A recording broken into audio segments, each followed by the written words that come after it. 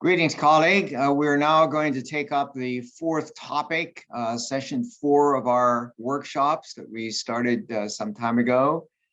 This one is a little bit complicated, not that the others were not complicated, but it really changes the focus. Up till now, we have been trying to identify the components that make up the TSE sector. And so we've been trying to pull all of those components out of the economy as a whole, but we're treating the components as singular items, though we did identify 2 sets of components. One of them are the institutional units, which I am sure are familiar to all of you who work in the system of national accounts and national accounting. And the second type of component were individual action, an individual action component, and the focus there was on volunteer work, though as we'll hear a little bit later on, we are also focusing on workers who are paid in addition to workers who are not paid. For this session, however, we're going to look inside those 2 categories, inside the institutional units, to differentiate the different types of institutional units that collectively make up the TSE sector institutional units. And similarly, we're going to look inside the individual activity components, particularly the volunteer ones, to see the different types of volunteer activity that are encompassed within the TSE unit. So the focus is a little different. It is still on institutional units and it is on volunteer activity, but it's looking at the differences among the different institutional units and the differences among the different types of volunteering.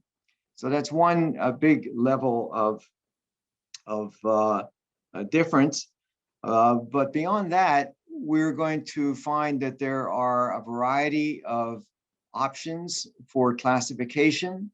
It's not simply one type of classification that we can project, but rather multiple types, at least 2 types for each of these components. So 2 types of institutional unit classifications and 2 types at least of volunteer type component classifications. So let's get started and we'll jump right into it. We're going to start first with the institutional units. And the institutional units can be classified in terms of 2 very different concepts, as shown in this slide. One of those concepts is the institutional subsector that the unit represents, and the other type is the field or industry that institutional unit is focusing on. So let's start by focusing first on the classification of the institutional units by subsector. So this is now, we're focusing on institutional units, and we're going to focus on the subsectors. And as you may remember from long ago in our first workshop, we identified 3 distinct types, more or less distinct types of institutional units.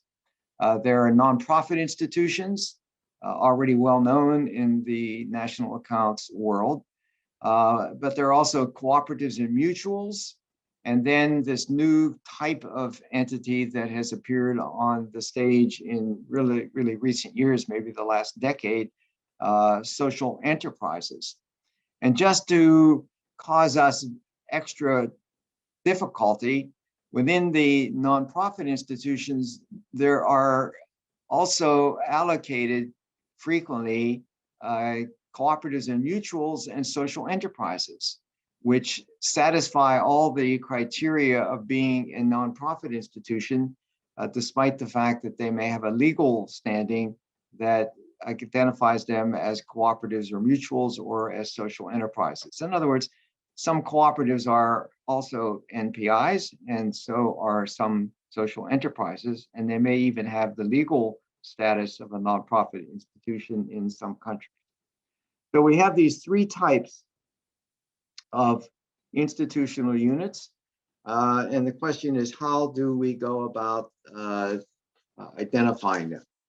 And so to lay this out, we have developed a decision tree that will help us to sort out what kinds of entities belong in these different subsectors. Again, we're trying to identify and allocate them to these three subsectors so that we can report data not only at the aggregate scale of a TSE unit in general, but to differentiate between the nonprofit institutions within the TSE sector, the social enterprises within that sector, and the cooperatives or mutuals. And this is because the players in those different fields like to see data that represent them within the overall satellite account that we're attempting to create. So let's go through this. It's a little complicated, but I think that you will be able to follow along. And at any rate, you can open these and work from them at your own speed after we finish the workshop. And then beyond that, we have offered to provide technical assistance to your statistical office and all of your personnel as you work your way through these. We have developed some additional mechanisms that will help you do this kind of work, field guides that assist in making these distinctions. And what we've done with other countries is to review the field guides once they are completed and give feedback on whether the application of these rules and differentiations are being consistently applied in your country compared to other countries in the world. So the first step in this decision tree related to the TSE sector units, and particularly the classification of them in terms of the type of sector unit they represent. We asked the question, for that particular unit, is there a total prohibition on nonprofit earning or particularly nonprofit distribution in that unit? Is there a legal requirement that prohibits the distribution of profit to investors or to people who have some kind of ownership involvement in the unit? And if the answer is yes, that is, there is a total prohibition on the distribution of profit, then right away we know that the unit is a part of the NPI subsector. And we can put it into a little box called NPI subsector and then proceed to the next step. The next question is, can it distribute profit in proportion to capital invested? In other words, is there a unit that is allowed to distribute profit and is allowed to distribute it almost without limit, even to the amount of capital invested? And if the answer to that is yes, then right off the bat, we know it is a social venture entity because neither nonprofits nor in-scope co-ops or mutuals can distribute profit without limit. So if there is any unit that is able to do that, we know and that has been established as in scope of this TSE sector, then we know right off the bat that it is a social venture component. We then proceed to the next step, and it asks, is it democratically governed? That is, one person, one vote. This is a requirement that is typically found in laws relating to cooperatives and mutuals, that they must be governed by a one person, one vote rule. In other words, if you are a member of the cooperative or the mutual, you are involved in voting for the governance and membership and organization of that unit. So if the answer to that is no, then you are likely a social venture component, because social ventures do not have this kind of feature that one person, one vote.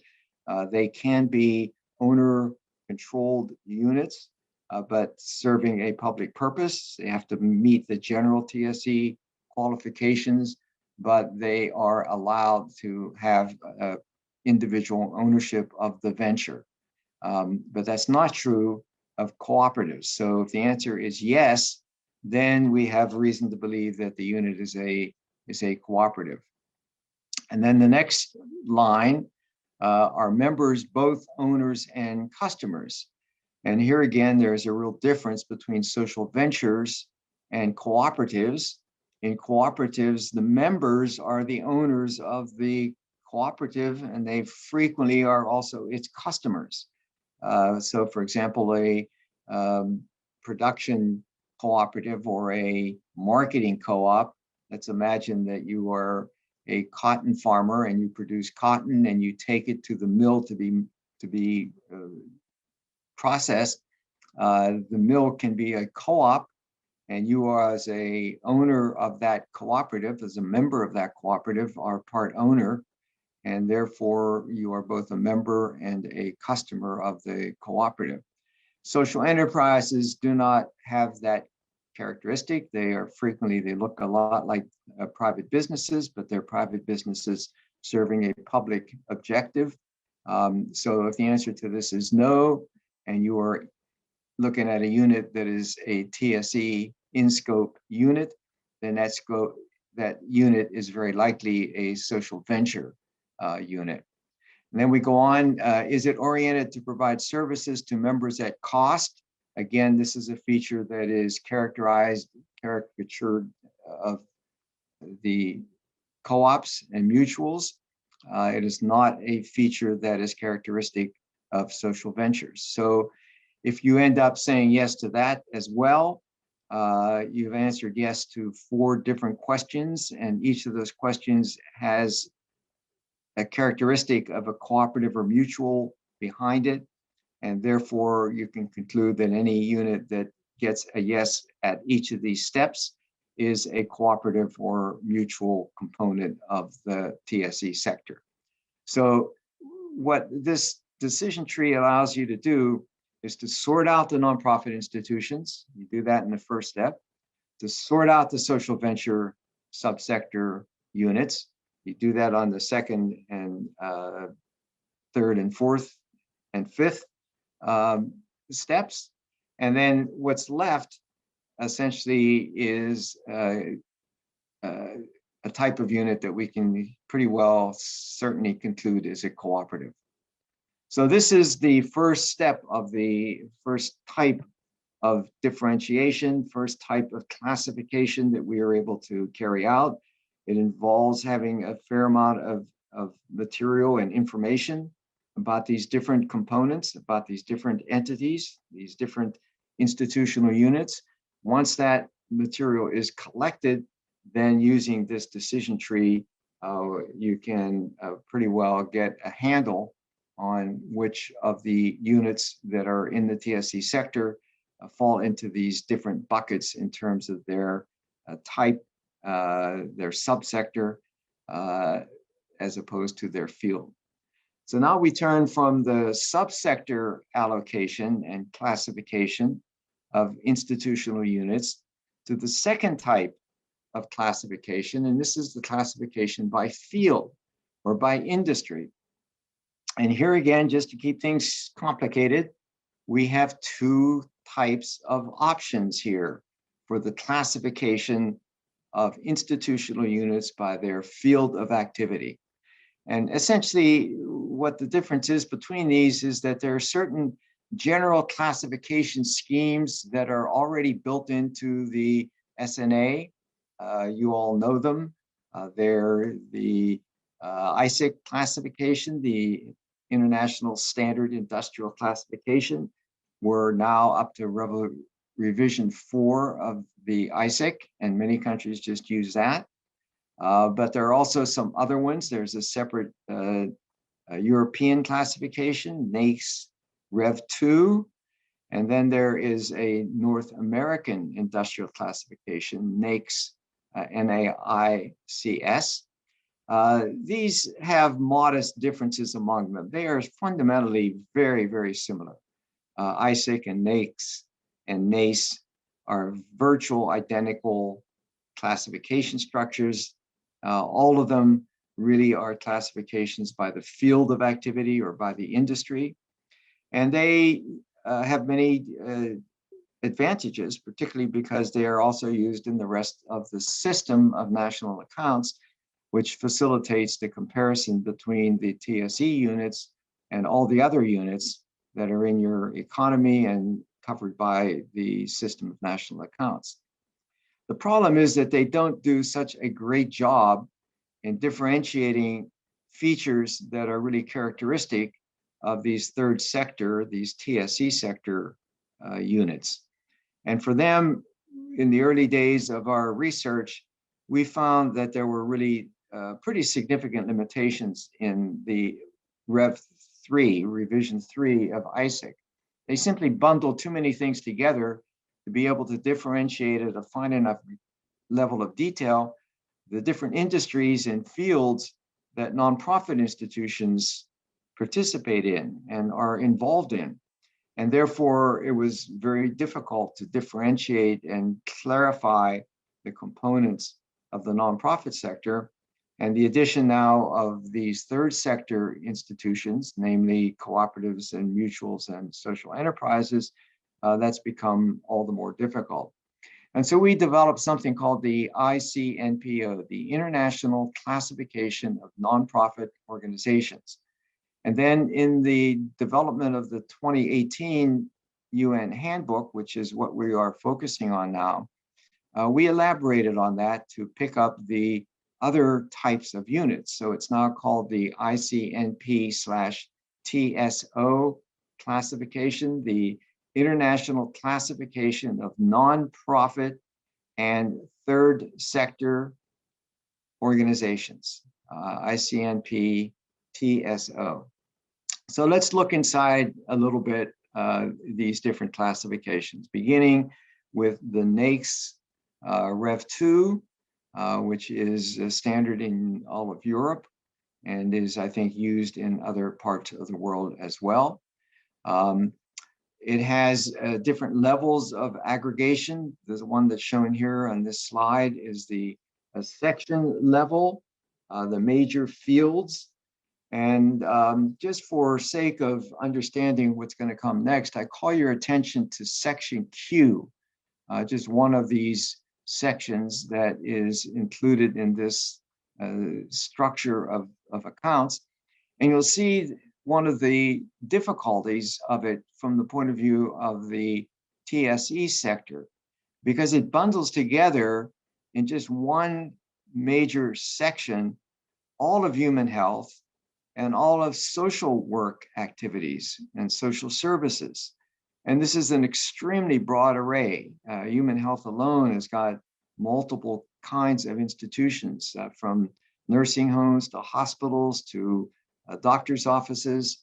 And social work has even more types of distinct activities. And therefore, this grouping makes it very complicated to use the NAICS alone to capture the different types of industries that the TSE units might be engaged in. So let's take a look at why there is some argument for using the ICNPO. One of the reasons is that a number of countries started out using the ICNPO in their work on the nonprofit satellite account, and so they'd have to change gears in order to get away from that when they want to classify the TSE units. Compatibility with existing nonprofit institution satellite accounts that some countries have already begun to work on when that initial handbook came out in 2003, and they've been working on it for 15 or so years using the NPI satellite account criteria and the ICNPO classification system. A second reason why there's reason to switch or to use the ICNP-TSO as well is that it highlights social functions of TSE organizations by grouping industries performing similar functions. So it has a kind of functional feature to it that is very helpful for capturing the activities of TSE units. Thirdly, it expands the range of ICNPO to cover industries likely containing cooperatives and social ventures. So the ICNPO in its original form, we didn't cover cooperatives and social ventures. And therefore, the classification didn't cover the industries that were likely to have in them cooperatives and social ventures. Now we had to broaden it in order to take account of these other types of units. And those other types of units are mostly active in industries and fields that are very different from the fields in which NPIs, nonprofit institutions, are involved. And then finally, there has been an improvement in the concordance between the ICNPO/TSO, TSO, and the other existing general classification systems. So we've made some adaptations, and the adaptations have been on both sides. ISIC Rev 4 is much closer to what ICNPO was originally structured to embody. There were many adjustments to the ISIC classification system in this revision 4 that have really picked up some of the things that we were suggesting should be split apart in order to capture as well the nonprofit institutions, and now the nonprofit institutions as well as the cooperatives, mutuals, and social enterprises. So let's take a little look at the structure of the ICNP TSO classification system. It has 3 levels of groupings, not dissimilar from some of these other structures. It has a broad level of differentiation by function of the units that are included and covered. It then gets down to a second level, the major industry that the unit embodies. And then it gets down to subgroups within the industry. So here is a look at the major sections of the ICNP TSO. And this time I can call your attention to section C and D. And you'll see that what the ICNP/TSO does is to break apart human health services and social services. These were put together in one large category in the earlier NACE and IC and ISIC classification. So it provides more differentiation precisely in the fields in which nonprofit institutions are particularly active. And this is very crucial in order to have a classification system that really does what you would want a classification system to do, which is to differentiate the meaningful categories of types of activity the entities you're looking at are engaged in. If you can't differentiate them, then you're not truly using the classification system for what it is designed to allow you to do. So the ICNPO, even at the highest level, has differentiations that are very helpful to allow us to see inside what the types of activities that these TSE and TSE units are performing. So that's at the level of the first category.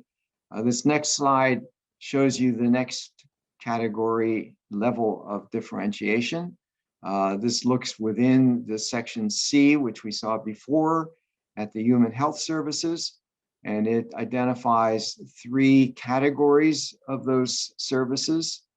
This is at the middle level. So you see C10, C20, C30, and then a catch-all category, C90, human health services not elsewhere classified. And then within each of those, it breaks it down further. So if we look at, let's just look easily at the hospitals, C20, there are multiple different types of hospitals. There are general hospitals, there are specialty hospitals, psychiatric hospitals, substance abuse hospitals, and many other types, heart-focused hospitals, etc. And then there are hospitals not elsewhere classified. So you can get down to a pretty fine level. And if you look at the C10 category, ambulatory health services. That is, services that people can get simply by walking into, and they're not overnight stays. You've got general ambulatory healthcare services. You've got specialized outpatient care centers. You've got emergency medical response. You've got medical and diagnostic laboratories. And then you've got this catch-all ambulatory healthcare services not elsewhere classified. So these structures are the way in which we provide granularity to the understanding of the TSE sector that allow us to see what services they're engaged in and what the structure of the industries are that are represented by these components of the TSE sector. So this gives you a taste. I'm sure that you would need to study these structures more carefully. There is in the handbook, the TSE Sector Handbook, the Satellite Account Handbook, much more detail on each of these classification structures, the pros and cons of each, and some clues about how these classification decisions can be made.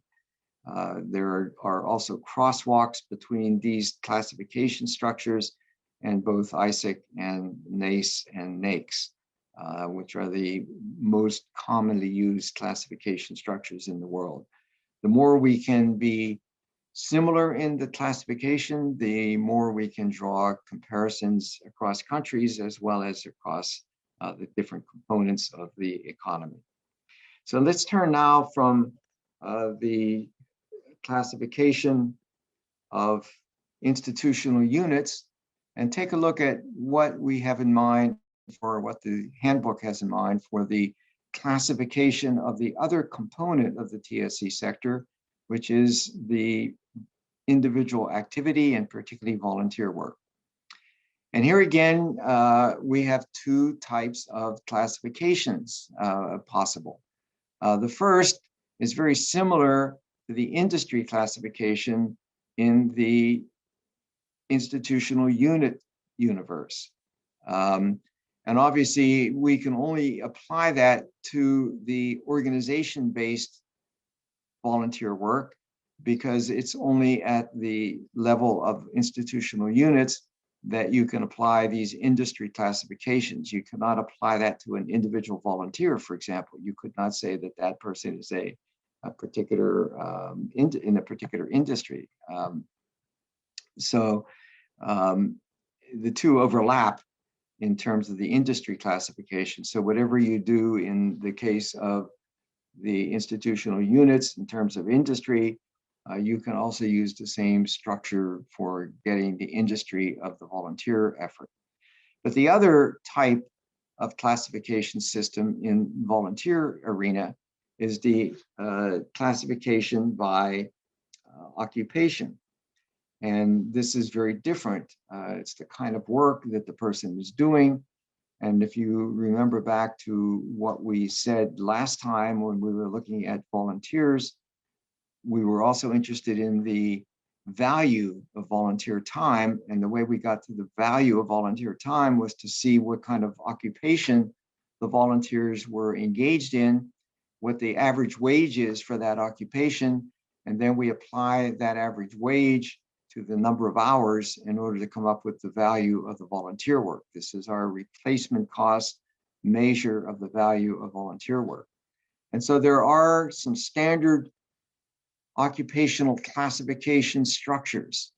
And in the handbook that we are talking about, the Satellite Account Handbook for the TSE sector, we have simply brought into that handbook the existing occupational classifications, the standard classification of occupations, revision 08. This is the latest version of the occupational classification in the International Statistical System. And you can see that there are 10 different occupational classifications that are noted there. Managers, professionals, technicians and associate professionals, clerical support workers, craft and related trades workers, plant and machine operators, elementary occupations, etc. So there are a host of different types of major groups, and then also within the major groups, there are as well breakdowns of the different skill levels of the occupational workers in those different occupational categories. And here again, this is all laid out in detail in the handbook. There are discussions of the different types of classification structures, the different types of categories of occupations, and some hints about how to apply the classification of volunteer work by occupation to the volunteer effort that is taking place within the TSE Sector Handbook, TSE Sector satellite account. So this concludes the structure of classifications, different classifications for institutional units and volunteers. Within each of those different classifications, depending on whether it's based on the type of unit or the field in which the unit is working, in the case of institutional units, and in the case of volunteers, differentiation on two bases as well. One on the basis of the industry, which overlaps with the industry classification of the institutional units, but also a classification based on the occupation. And that occupation classification then becomes very crucial for our effort to put a value on volunteering, because the wage rates for the different occupations are the vehicle that allows us to go from the number of hours volunteered to the value of the volunteer time using the replacement cost approach. So here as well, I want to remind you again of what we have said in each of these sessions, that we have been providing training and technical assistance to other statistical agencies as they work their way through the implementation of this new satellite account on the TSE sector, both institutional units and volunteers. And we would be happy to work with your statistical agency as well. We do have a set of charges that we have to apply. It's not outrageous, but it allows us to give you the kind of review effort that we hope will be useful to you in making sure that what you're doing in your country is really consistent with what other countries around the world are doing. And we have a good idea about that because we've been working with so many countries already and have been deeply involved in working with the whole international community, statistical community, in putting this handbook together and resolving all the issues that inevitably arise when you try to develop this kind of statistical apparatus that is integrated into the system of national accounts, and therefore consistent with both the national accounts procedures, but also sensitive to the characteristics of the field in which a new statistical handbook is being applied. So we appreciate your attention and look forward to taking up the next topic, which will focus on the data items that need to be brought to bear. How do we find the data items? Where are they? And how do we bring them into the picture of the TSE sector in our satellite account work? So thank you so much again for your attention, and I look forward to talking with you on the next version of these workshops.